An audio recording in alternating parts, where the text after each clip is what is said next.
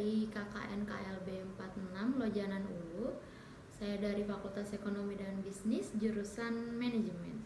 So, pada hari ini saya akan menjelaskan tentang dampak COVID-19 terhadap perekonomian masyarakat, khususnya UMKM. Nah, pada video kali ini akan menjadi proker individu saya. Jadi seperti yang kita tahu, dampak COVID-19 terhadap perekonomian itu cukup besar ya. Seperti yang kita tahu lagi bahwa COVID ini bukan hanya bencana kesehatan, tetapi juga merusak dan memporak-porandakan perekonomian di Indonesia. Nah, khususnya di UMKM. Seperti yang kita ketahui, UMKM adalah usaha mikro kecil menengah yang usaha tersebut produktif dilakukan oleh perorangan di Indonesia. Nah, di Indonesia sendiri tercatat ada 62,9 juta unit UMKM yang tersebar di seluruh pelosok negeri. Nah, selanjutnya saya akan menjelaskan tentang dampak COVID itu sendiri terhadap UMKM. Yang pertama adalah penurunan aktivitas jual beli. Seperti yang kita ketahui, dengan diberlakukannya work from home, sekarang lebih banyak masyarakat kita untuk tetap berdiam diri di rumah. Untuk itu, aktivitas jual beli pun mulai turun. Tercatat untuk saat ini saja penurunan aktivitas terjadi sekitar 50%. Yang kedua, bahan baku sulit didapat.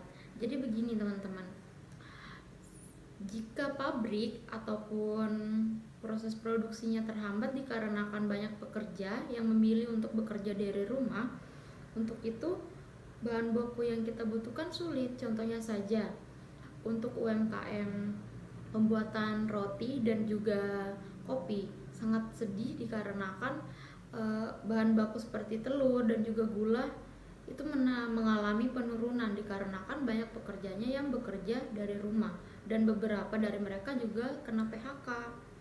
Lalu yang ketiga ada distribusi terhambat. Nah, kenapa distribusi terhambat? Dikarenakan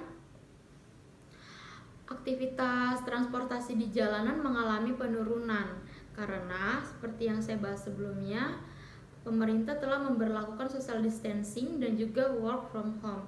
Otomatis kegiatan yang terjadi di masyarakat ataupun di lingkungan kerja mengalami penurunan.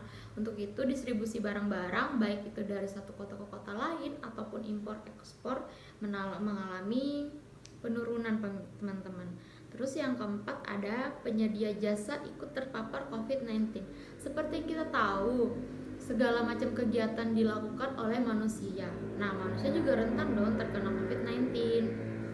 Untuk itu beberapa pekerja tercatat untuk saat ini cukup banyak ya di Indonesia sudah terkena COVID-19. Untuk itu pekerjaan mereka mengalami keterlambatan dan juga terhambat. Selanjutnya saya akan menjelaskan tentang upaya penanggulangan yang perlu dilakukan UMKM pasca pandemi COVID-19. Nah, karena tadi yang saya jelaskan adalah dampak, selanjutnya saya akan menjelaskan tentang upaya penanggulangan yang bisa kita lakukan. Yang pertama, pastikan cash flow terjaga dengan sehat. Apa sih cash flow itu? Cash flow adalah kegiatan baik itu pemasukan ataupun pengeluaran uang yang bersifat tunai. Nah, kita sebagai pemilik UMKM harus lebih memperhatikan pengeluaran maupun pendapatan kita. Apakah itu seimbang, apakah lebih besar atau lebih kecil. Nah, dari situ kita bisa melihat apa yang bisa kita lakukan agar usaha kita tidak bangkrut. Yang kedua, rencanakan ulang pendapatan dan pangkas anggaran.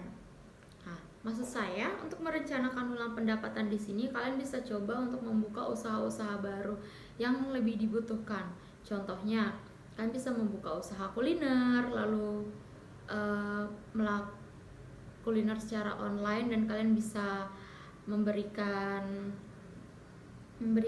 keunggulan dengan cara mengantarkan langsung ke rumah. Jadi konsumen tidak perlu lagi keluar untuk mencari makanan. Lalu pangkas anggaran. Nah, anggaran-anggaran yang tidak diperlukan saat COVID-19 ini sepertinya tidak usah dijalani dulu. Contohnya seperti anggaran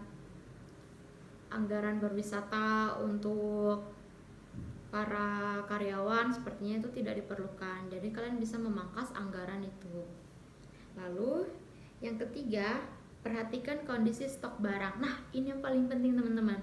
Kalian tuh harus bisa memperkirakan sekiranya barang apa sih yang paling diperlukan di UMKM kalian itu, apakah seperti sabun-sabunan, makanan, ataupun beras, bahan pokok. Nah, jika kalian lihat bahwa barang-barang ini lebih laku dibandingkan barang yang lainnya, untuk itu kalian harus menstok barang tersebut lebih banyak agar tidak terjadi kekosongan. Nah, kalau misalkan terjadi kekosongan, bisa saja konsumen kalian akhirnya memilih untuk pergi ataupun membeli di tempat lain yang menurut mereka mungkin lebih cepat, stoknya lebih banyak, dan sebagainya. Yang keempat dan yang terakhir, selalu memonitor transaksi bisnis. Transaksi di sini bisa seperti transaksi jual beli, transaksi peminjaman, transaksi pembayaran, dan segala macam.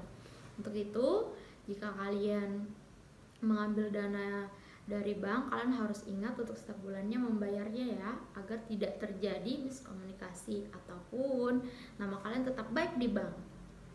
Nah, cukup sekian presentasi saya hari ini. Jadi itu adalah dampak dan juga upaya penanggulangan yang bisa UMKM lakukan di kondisi COVID-19 saat ini. Terima kasih banyak. Assalamualaikum warahmatullahi wabarakatuh.